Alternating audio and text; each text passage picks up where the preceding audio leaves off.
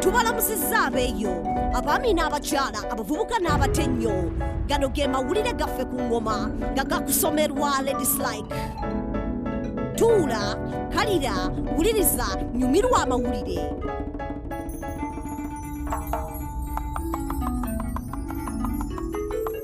Okumala emyaka ssettendekero zoogerwako olw'ebizimbe library n'ensomesa y'omutindo naye okuva Profesa Balyamuleeba we yafuuka vice chancellor w'essettendekero ly'e Makerere yakyusa essomero n'aliteeka ku mutindo. Mu 2009 yakyusa ebya dipatimenti y'ebyobuwandiisi ne bava ku mpappula paka mu tekinologiya. Abayizi empappula zaabwe baali bazifunanga mu mwezi gwa Museenene naye kati ennaku zino byanguwa. Enkola enkadde okufuna ebipappula byo mu butuufu kyatwalanga emyaka 10 naye kati bazifunanga baakatikkirwa. Ssettendekero nnyingi ezeeyunze kwena enkola eyayiyizibwa Profesa Balyamuleeba era n'embalala waliyo ssettendekero eyegasse ku luno olukalala lwa ssettendekero ez'omutindo. E-campus naye yatongozeddwa mu ssettendekero y'ekyambogo ng'eno eyamba mu by'obuwandiisi obutakoppa n'okugulirira. Eno enkola yayiyizibwa abayizi ba IT mu ssettendekero ly'ekyambogo bakola ku by'obuwandiisi, e-library n'ensonga za app nga buli kimu kikolwako bukwakkuwe watali bwezigoolo. Katusuubire n'ab'ebyokulonda okujja kino balina kye bakirabirako. Abawala abato mu nsi yonna bakyakakibwa okufumbirwa. Omusasi waffe MC Loy kaagatuwe. Abawala abatanneetuuka obukadde 15 be bakakibwa okufumbirwa buli mwaka mu nsi yonna era ebitundu bingi mu nsi bikyalina enkola nga yeesigamye ku byabuwangwa. Ensi 15 ku nsi 2 ezisinga okufumbiza abawala abato zisibuka ku ssemazinga Africa era abawala 4 ku buli 100 mu Africa be bafumbiddwa nga tebanneetuuka. Mu bitundu ebisinga mu Ethiopia abawala babafumbiza nga bali wansi wa myaka 15 naye mu mambuka ga Ethiopia okufumbiza abawala abato nnono. Mu nkola y'ennono gye bayita terefa omusajja akkirizibwa okuwamba n'okukwata omuwala omuto ng'era waddembe okumuwasanga amaze okumufunisa olubuto. Wabula akabwa gavumenti ya Ethiopia ke yeeyolera kakirumya enteega bwe yalagiddwa okusasula mwana muwala we oyina eshedzebene emitwalo 15 egya $. Olw'okumuwamba okumusobyako ewamu n'okumukako obufumbo obw'ekimpatiira. Mu mwaka gwa 2003 Kagwesonya Beru ne Gusi bamusalira ogw'okukwata Zebeni nga wa myaka 13 gyokka.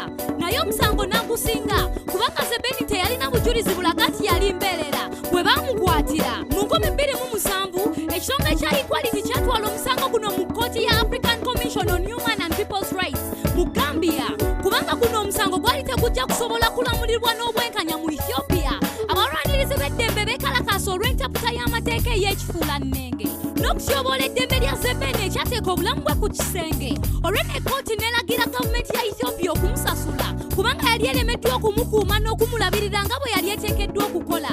Guno omusango gwafuuse ekyakulabirako ku ssemazinga Africa kubanga ye ssemazinga ekyasinza abawala abafumbirwa nga bakyali bato nga mwe muli abazadde ababafumbiza okusasula amabanja entoko abalala ne babafumbiza okufuna eby'obugagga okuva mu bako.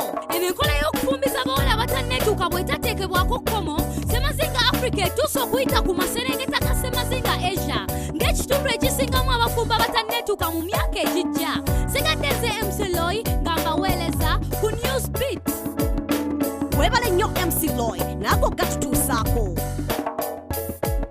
Essanyu mu nsi yonna kigambibwa nti nalyo lipimibwa. Omusasi waffe Jesentino kanga tutuuseeko.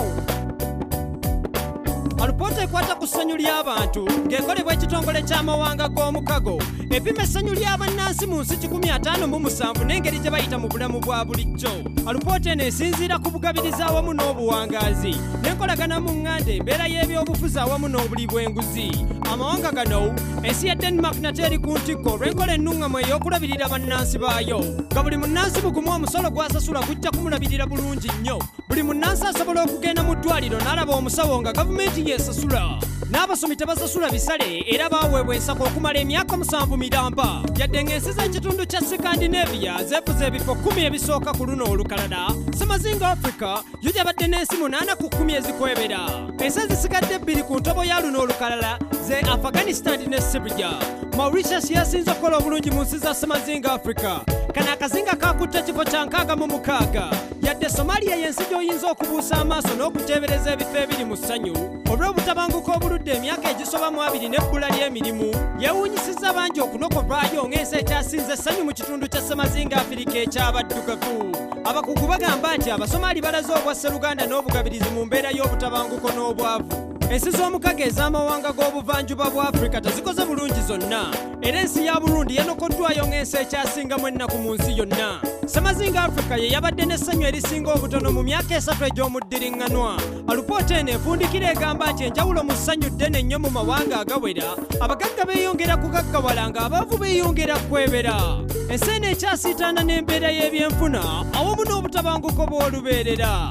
Sigadde nze J Sentino ngamba buweereza ku Newz Beat. Weebale nnyo J Sentino naago gatutuusaako. Okumala emyaka abakyala bangi basangibwa nga balina obulwadde bwa Kookolo wa nnabaana era bangi balwala endwadde ezisobola okujjanjabwa ekivaako okufa kw'abakyala bangi mu Uganda. Newankubadde buno obulwadde bwa ttabbu nnyo, kibi nnyo nti bweyongedde nnyo mu nsi yaffe Uganda. Enkulambi y'obutafaali bw'omubiri kyandikulwaza Kookolo nga kitandikira ku bukutubba obuvaamu ebizimba. Kookolo wa nnabaana atandikira mu kitundu kya nnabaana ekya wansi oluvannyuma n'asaasaana mu nnabaana yonna. Kino kireetebwa akawuka akamanyiddwa nga papiroma nga kano osobola okukafuna mu bikolwa by'okwegadanga. Abasajja abalina akawuka HPV bo tebakwatibwa Kookolo kuba bo tebalina nnabaana. Buno obulwadde bukwata bakyala bokka naddala abo abatebeeza mu myaka 3 ewamu n'abawala abeenyigira mu by'okwegadanga. Naye nga waliwo bingi nnyo ku lukalala ebisobola okukulwaza. Bw'oba olina STI emanyiddwa nga kiramidiya, obanga weegaddanga n'abasajja ab'enjawulo, obanga weegatta n'abasajja abalina obulwadde bw'obukaba, obanga ebirungo bya carotene, folic acid ne vitamin C olina bitono mu mubiri gwo, n'engeri gy'otambuzaamu obulamu bwo, okufuuwa entasigala ewamu n'obutakola dduyiro nabyo byandikulwaza. Naye nga buno obulwadde bujjanjabwa ne buwona. Abawala abato ab'emyaka 9 paka ku 13 bakuweebwa HPV vaccine. Kirungi nnyo buli mukyalo okugenda ne yeekebeza kubanga buno obulwadde tebulaga ng'ate we buluma bumegga. Nga bwakatandika omukyala aba avaamu omusaayi, okubundula ewamu n'okulumwa mu ndira, naye nga wekituukira wano obulwadde buba bwakusensera. Okwerinda si buti, omukyala yenna asaanye okugenda ne yeekebeza amanye we waayimiridde. Genda ku malwaliro ga gavumenti oba ku malwaliro ga Maristops ofune obuyambi. Amatabi gaabwe agenda Muwongo ne Kavule gakukebera ku 50 zokka. Bw'okujjanjabibwa okusooka okumanyiddwa nga chemotherapy oba osasula mutwalo gumu gwokka. Okumanya ebisingawo kuba ku ssimu yaabwe ey'obwereere nooti 8 nooti M2 nooti 333. Ago ge gabadde amawulire gaffe ku ngoma. N'olulala tuula owuliriza amawulire amalala agookya. Nsigadde nze Lady Slyke. Gano ge mawulire ku ngoma, wulira amawulire. Tuula, kalira, wuliriza, goberera okuva ku studio paka ku street ge mawulire.